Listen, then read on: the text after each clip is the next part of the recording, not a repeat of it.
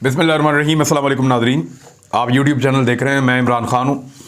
साबिक़ वज़ीर-ए-आज़म इमरान खान साहब बनीगाला पहुँच गए हैं और जो लोग उनको ताने दे रहे थे कि पेशावर में छुप के बैठ गया, कोई लोग ये कह रहे थे कि वो एक डरे हुए या बुज़दिल इंसान है और वो वापस नहीं आएंगे, तो उन सारे भिखारियों के मुंह के ऊपर तमाचा मारते हुए इमरान खान साहब वापस बनीगाला पहुँच गए। इसके बावजूद कि बनीगाला बहुत ख़तरे में है और कल से ऐसी रिपोर्ट्स आ रही हैं कि बनीगाला के आसपास वर्दी में और वर्दी के बगैर इस तरह के लोग पाए गए हैं जिनकी सरगर्मियां मशकूक थीं।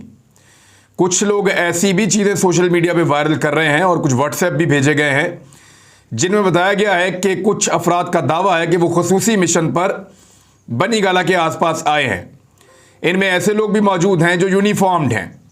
अब इसमें कितनी सदाकत है, ये तो हुकूमत का और एजेंसियों का काम है और एजेंसियों को और हुकूमत को इसकी पूरी जिम्मेदारी लेनी होगी कि इस वक्त पाकिस्तान की सबसे बड़ी पॉलिटिकल पार्टी, जिसके सबसे ज़्यादा एमएनएज और एमपीएज हैं, जिसके पास सबसे ज़्यादा पॉलिटिकल ताकत पाकिस्तान के चारों सूबों में मौजूद है और आज़ाद कश्मीर, गिलगित बल्तिस्तान और साथ ही साथ खैबर पख्तूनख्वा में उनकी हुकूमत भी है और पंजाब में भी अभी मार्का दोबारा होना है।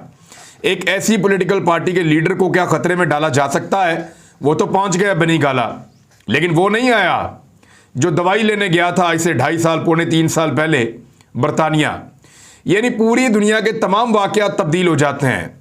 कोरोना आता है, इस दुनिया को झंझोड़ता है, ख़त्म हो जाता है, लेकिन वो नहीं आता जो दवाई लेने गया था। इमरान खान बार बार पेशावर जाता है, बार बार वापस आता है, लेकिन वो नहीं आया जो दवाई लेने लंदन गया था। इमरान खान की हुकूमत आई, हुकूमत चली गई, उसके भाई की हुकूमत आ गई जिसने गारंटी दी थी, लेकिन वो नहीं आया जो लंदन दवाई लेने के लिए गया था। मैं इस तरह की सैकड़ों मिसालें पेश कर सकता हूं, लेकिन ज़्यादा शर्मिंदा करना नहीं चाहता, क्योंकि शर्मिंदा उसको किया जाता है जो शर्म महसूस कर रहे हों। ये सारी एक घटिया सियासी चाल थी जिसके नतीजे में एक मुंतखब हुकूमत को गिराया गया। अब एक नई ऑडियो है जिसके ऊपर रख के कुछ बेकारी दानिश्वर खेल रहे हैं। इस नई ऑडियो में एक खातून है और मुबैना तौर पे दूसरी आवाज़ मलिक रियाज की है। ये आपस में बातचीत कर रहे हैं कि किसी तीसरी खातून को इन्होंने कोई अंगूठी देनी है हीरे की और वो दी जाएगी और उसके बदले में वो खातून कोई काम करवा के देंगी। 3 नाम इसमें इस्तेमाल किए गए हैं। अच्छा, कुछ ट्विटर के ऊपर लोग दावा कर रहे हैं मलिक रियाज की बेटी हैं जो उनसे बात कर रही हैं। तो बाप और बेटी की कन्वर्सेशन को कौन रिकॉर्ड कर रहा था, ये एक नई चीज़ है। बहरहाल इसमें एक नाम जो है वो बीबी है, एक नाम फरा है और एक नाम खान है। अब इस पूरी ऑडियो के अंदर बुशरा बीबी की आवाज़ नहीं है, लेकिन भिखारी दानिश्वर साबित कर रहे हैं कि एक्चुअली बुशरा बीबी इन्वॉल्व है और उनकी फ़ोटो भी लगाई हुई है बीच में। इस पूरी ऑडियो के अंदर फरा खान की भी आवाज़ नहीं है, लेकिन उसकी भी फ़ोटो लगाई हुई है बीच में। और ना ही इस पूरी ऑडियो में कहीं इमरान खान की आवाज़ है, ना इमरान खान का नाम है, तो उसको भी शामिल किया हुआ बीच में। तो भिखारी दानिश्वर इधर की ऑडियो उठा के उधर की ऑडियो उठा के कुछ साबित करना चाहते हैं, ले जाएं इसको अदालत में। और मरियम नवाज की क्लियर ऑडियोज़ के ऊपर जिसमें वो खुद कह रही हैं, यानी भौंकने वाले कुत्ते करार दे रहे हैं इन्हीं मीडिया वालों को। वो मरियम नवाज खुद कह रही है कि मैं अपनी मीडिया मैनेजमेंट के मुताबिक चैनल्स को कंट्रोल कर रही हूँ। मरियम नवाज खुद कह रही है कि फ़लाँ चैनल को इश्तिहार दो, फ़लाँ को ना दो। उनका बुग़्ज़, उनकी नफ़रत सहाफ़ियों के साथ नज़र आ रही है। उस पर ये भिखारी दानिश्वर एक लफ्ज़ बोलने को तैयार नहीं है, एक जुमला बोलने को तैयार नहीं है, बिल्कुल उसके ऊपर खामोश रहते हैं, शर्माते हैं बात करते हुए। लेकिन एक ऐसी ऑडियो जो ना बुशरा बीबी की है, ना फराह खान की है, ना इमरान खान की है, उसके ऊपर उठा के, और इससे पहले एक ऑडियो थी आसिफ अली जरदारी की जिसकी करप्शन की दास्तानें यही सारे सियासतदान और मीडिया वाले खुद सुनाते रहे हैं। और आसिफ अली जरदारी के बारे में तमाम लोग कहते हैं कि यार आप तो करप्शन के ऊपर बात ना करें।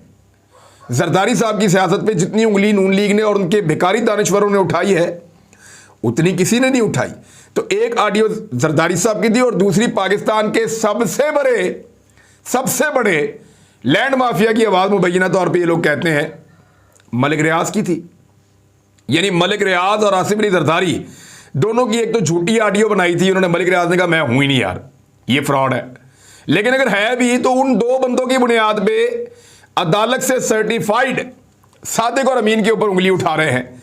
ये इनकी क्रेडिबिलिटी और इनकी सहाफत है। भिखारी दानिश्वरों की। बहरहाल इसकी बुनियाद पर भिखारी एक पूरा नैरेटिव बिल्ड कर रहे हैं। तो फिर आप सोचें कि ये कहां तक ले जाएंगे मामले को। आज महंगाई इनके लिए मसला नहीं है, आज बढ़ती हुई गुर्बत इनके लिए मसला नहीं है, आज बिजली की बढ़ती हुई कीमत, पेट्रोल की बढ़ती हुई कीमत, आटे की बढ़ती हुई कीमत, घी की बढ़ती हुई कीमत, ये सारी चीज़ें इनके लिए मसला नहीं है।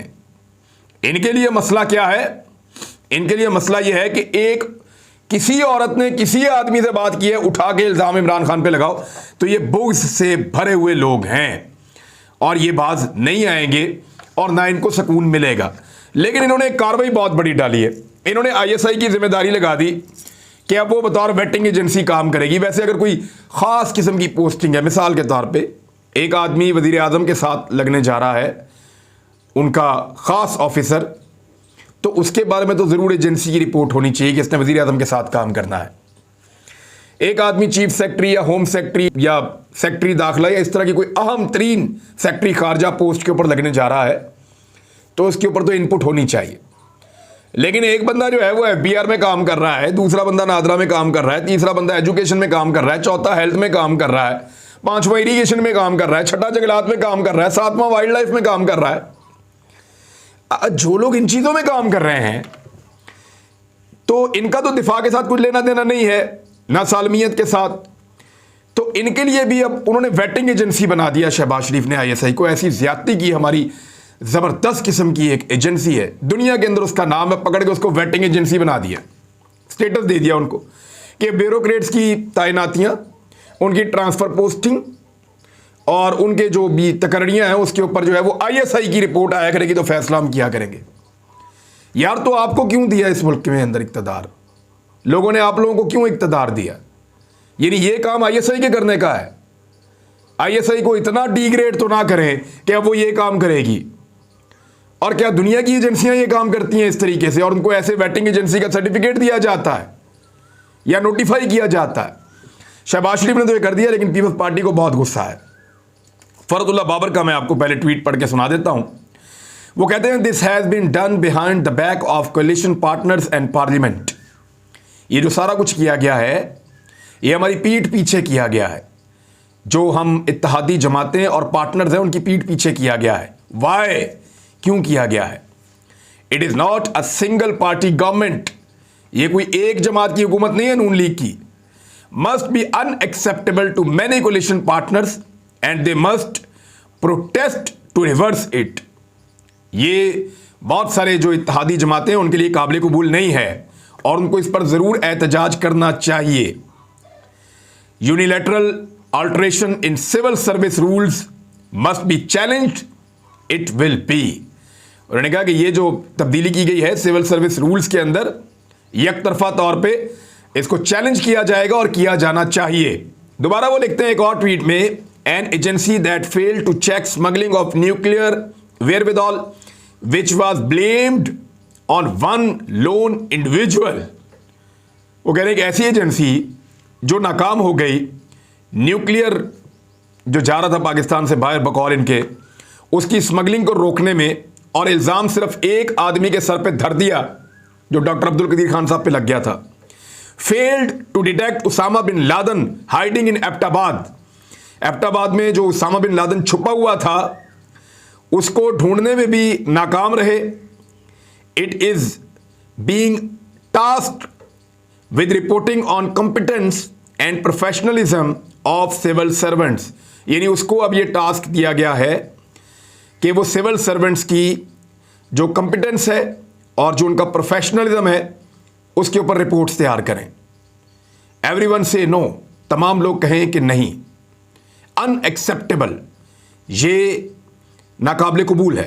अब ये क्या कह रहे हैं? ये कह रहे हैं कि पाकिस्तान की ISI के ऊपर इल्ज़ाम लगा रहे हैं कि जब पाकिस्तान से न्यूक्लियर बाहर कहीं भिजवाया जा रहा था या उसकी स्मगलिंग हो रही थी, तो उस वक्त ये एजेंसी नाकाम हो गई थी और उन्होंने इल्ज़ाम बाद में लगा दिया था एक आदमी के ऊपर, और वो इल्ज़ाम आपको पता है कि अब्दुल कदीर खान साहब के ऊपर लगा था। अब वो इस दुनिया में नहीं है, अल्लाह ताला उनके दर्जात बुलंद करे, हमेशा उनके लिए दिल से दुआ निकलती है।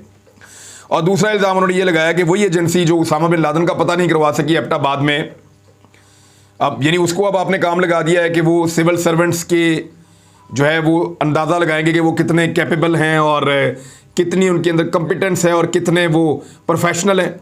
उन्होंने कहा जी ये नहीं हो सकता, हम इसको कबूल नहीं करेंगे, और सब कहें कि ये नहीं होगा। अब ये जो है फरतुल्लाह बाबर साहब हैं जरदारी साहब के बहुत करीबी और बहुत जरदारी साहब के ख़ास आदमी, और उनका ये कहना है, और पाकिस्तान पीपल्स पार्टी की वॉइस है।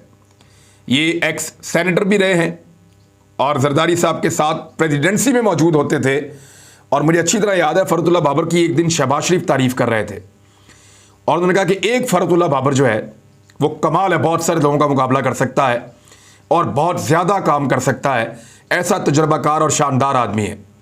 तो फरतुल्लाह बाबर ने ना सिर्फ ISI की तौहीन की है इन ट्वीट्स के अंदर, एक ट्वीट में तो तौहीन की है उन्होंने कि ISI ये भी नहीं कर सकी, ये भी नहीं कर सकी, तो उन्होंने ISI के बारे में नेगेटिव रिमार्क्स दिए हैं।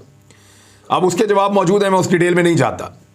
लेकिन दूसरी में उन्होंने ये कहा कि शहबाज शरीफ को कोई हक नहीं पहुंचता कि अकेला फैसला करे और ISI को वेटिंग एजेंसी बना दे। हम कोलिशन गवर्नमेंट है, अकेला फैसला नहीं कर सकता, इसकी मुखालफत करेंगे और ज़रूर करेंगे।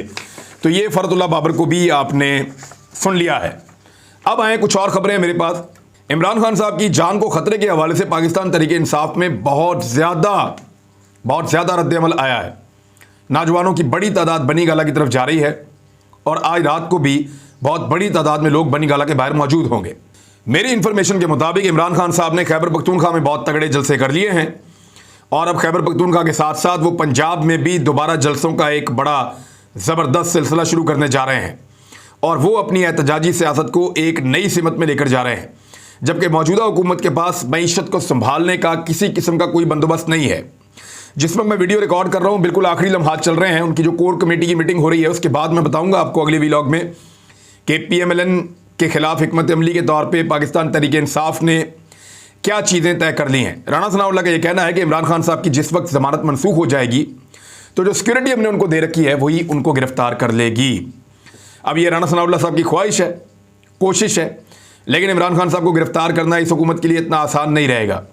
मेरी जब इमरान खान साहब से आखिरी दफ़ा बात हुई तो उनका ये कहना था कि वो गिरफ्तारी के लिए भी तैयार है और जो होगा देखा जाएगा। मैंने उनसे कहा था ये आपको गिरफ्तार कर लेंगे और आपकी गिरफ्तारी फौरी तौर पे हो सकती है, तो उस पर उन्होंने कहा था कि जो होगा देखा जाएगा, मैं अपनी पॉलिटिक्स करूँगा और आखिरी वक्त तक इनका मुकाबला करूँगा। ये जो ज़्यादती इन्होंने मेरे मुल्क के साथ की है ये मेरे साथ नहीं मेरे मुल्क के साथ हुई है। अच्छे भले चलते हुए मुल्क का बेड़ा गर्क करके रख दिया है। मिसाल के तौर पे चंद चीज़ें और आपके सामने रख देता हूँ, मेरे पास बहुत सारी चीज़ें हैं। पाकिस्तान पहली मरतबा जो ऑलिव कौंसल है आलमी सतह पे, इंटरनेशनल ऑलिव कौंसल, उसका हिस्सा बन गया। ये इमरान खान साहब के जो इक़दाम हैं उसके नतीजे में। अमेरिका को इमरान खान साहब ने 9 महीने के अंदर जो एक्सपोर्ट्स की हैं, आखिरी 9 महीने, वो इसलिए मैं आपको बता रहा हूँ कि 2021-22 का जो बजट था उसके आखिरी 3 महीने तो शहबाज शरीफ ले गया, तो जो पहले 9 महीने उनके बारे में आपको मैं बता रहा हूँ। 40.27%, 40.27% अमेरिका को एक्सपोर्ट्स में इजाफा हुआ है। मिडिल ईस्ट से जो इन 9 महीनों के अंदर ऑर्डर्स मिले हैं वो $2.2 अरब के गोश्त जो प्रोसेस करा के पाकिस्तान भेजता उसके ऑर्डर मिले हैं। अच्छा, इसके बाद लार्ज स्केल मैन्युफैक्चरिंग ने गुज़िश्ता साल तमाम रिकॉर्ड तोड़ दिए हैं। GDP इमरान खान साहब 6% पर ले गए थे। एहसन इकबाल ने अभी जो हदफ मुकर्रर किया है वो 5% का किया है। अब आप अंदाज़ा करें, इमरान खान साहब के दौरे हुकूमत में 9 महीने में GDP की जो रेशो थी वो 6% पे जाके उन्होंने लॉक की। ऐसा शानदार काम उन्होंने किया, अंदाज़ा नहीं था कि 6, और वो ये कह रहे थे कि हम 7% तक जाने की कोशिश करते और इसको ले जाते 7% तक। मौजूदा इंपोर्टेड सरकार ने जो अपना टारगेट ही सेट किया है वो 5% पे किया है। 5% पे सेट किया है, 4% पे पहुंच जाए तो बहुत बड़ी बात है। इन्होंने बेड़ा गर्क कर दिया पाकिस्तान का। जितनी इन्होंने गैस महंगी कर दी है, जितनी ये लोड शेडिंग कर रहे हैं, जितनी इन्होंने बिजली महंगी कर दी है, इसके बाद कौन करेगा पाकिस्तान में प्रोडक्शन? इतनी महंगी बिजली, इतनी महंगी गैस के साथ कौन बनाएगा पाकिस्तान में चीज़ें? और इतनी महंगी बनी हुई चीज़ों को कौन दुनिया में खरीदेगा? कंपटीशन ही खत्म कर दिया है इन्होंने। 47% IT एक्सपोर्ट्स के अंदर इजाफा किया इमरान खान साहब के दौर में। और अभी एक खबर आई है वो मैं आपको पढ़ के सुना देता हूं। इंफॉर्मेशन टेक्नोलॉजी इंडस्ट्री ने मुल्क की IT की बरामदात तरक्की की जानिब गामजन होने के हुकूमती दावे की तरदीद कर दी है। यानी इससे पहले जो इमरान खान साहब का दौर था उसमें 47% का इजाफा हुआ था IT एक्सपोर्ट्स के अंदर। अभी जो हुकूमत आई है उन्होंने 45-50 दिन के अंदर अंदर इस तरह के 1-2 कारनामे कर दिए हैं कि IT का आपका शोबा पूरा को पूरा बैठ गया है और आप $1 अरब पीछे रह जाएंगे अपने हदफ से। और ये जो है पूरी की पूरी एक रिपोर्ट है जो पेश कर दी गई है। तो आईटी को डेंट डाला है मौजूदा इंपोर्टेड सरकार ने, जबकि पाकिस्तान आईटी में बहुत तेज़ी से आगे जा रहा था और पाकिस्तान अपना एक मुकाम बना सकता था, एक जगह ले सकता था आईटी के शोबे में, लेकिन बदकिस्मती से अब ये नहीं हो पाएगा। 2022 के पहले 3 महीने में पाकिस्तान ने जो टेलीफोन बनाए, पाकिस्तान के अंदर मोबाइल फ़ोन, वो 71,60,000 फ़ोन्स बनाए हैं। पहली मरतबा पाकिस्तान के अंदर खुद से यहाँ गाड़ियाँ बनना शुरू हुई हैं, मैन्युफैक्चरिंग, और ये भी इस दफ़ा हुआ है। और 4 अरब से ज़ायद का मुनाफा इनकी खरीदो फरोख्त की सूरत में पाकिस्तान को मिला है। पाकिस्तान की जो एक्सपोर्ट्स हैं उनमें 33% इजाफा हुआ है, जबकि पाकिस्तान का जो इकोनॉमिक साइज़ है वो 383 अरब डॉलर्स तक पहुँच गया है। इतनी तेज़ी से तरक्की की शरह पाकिस्तान की बढ़ी है। जो इस खित्ते के अंदर पाकिस्तान की एक्सपोर्ट्स हैं उनमें इजाफा हुआ 23.5%। और बहुत सारी चीज़ें मैं आपको गिनवा सकता हूं, लेकिन ये सारा कुछ इमरान खान साहब के दौर में होता रहा है। लेकिन रजीम चेंज ऑपरेशन करने वालों ने इमरान खान को निकाला और निकालकर जोकर्स का टोला लाकर बिठा दिया जो इंपोर्टेड सरकार चला रहे हैं, और वो अब पाकिस्तान की इकॉनमी के साथ मजाक कर रहे हैं, पाकिस्तान के लोगों को तबाह बर्बाद कर रहे हैं और लेक्चर देते हैं जाकर बैठ के हमारे फौजी जवानों को, यानी स्टाफ कॉलेज के अंदर जाकर लेक्चर देंगे। मैं उस लेक्चर को क्या समझता हूं मैं आपको बता देता हूं। एक तरफ कुर्सी पे शहबाज शरीफ साहब बैठे हुए हैं टेबल रख के और लेक्चर दे रहे हैं पाक फौज के यूनिफॉर्म्ड ऑफिसर्स को। एक्चुअली वो लेक्चर पता किस चीज का था? वो इस चीज का था कि आप कितना बर्दाश्त कर सकते हैं ज़हनी टॉर्चर, कि एक ऐसा आदमी जो करप्ट है, बेईमान है, जिस आदमी के ऊपर इल्जाम है मनी लॉन्ड्रिंग के, मुलजिम है, जमानत पे है, वो अगर वज़ीर आज़म बन के आपको लेक्चर देने के लिए आ जाए तो इस तकलीफ को, इस ज़हनी टॉर्चर को आपने कैसे बर्दाश्त करना है। मेरे ख्याल में वो जो लेक्चर उनकी ऐसी तरबियत और ट्रेनिंग का हिस्सा था कि चेक किया जाए कि ऑफिसर्स दिमागी तौर पे कितने मजबूत हैं और कितना टॉर्चर ज़हनी तौर पे बर्दाश्त कर सकते हैं। अब तक के लिए इतने, अपना ख्याल रखिएगा, अपने इस चैनल का भी। अल्लाह हाफिज़।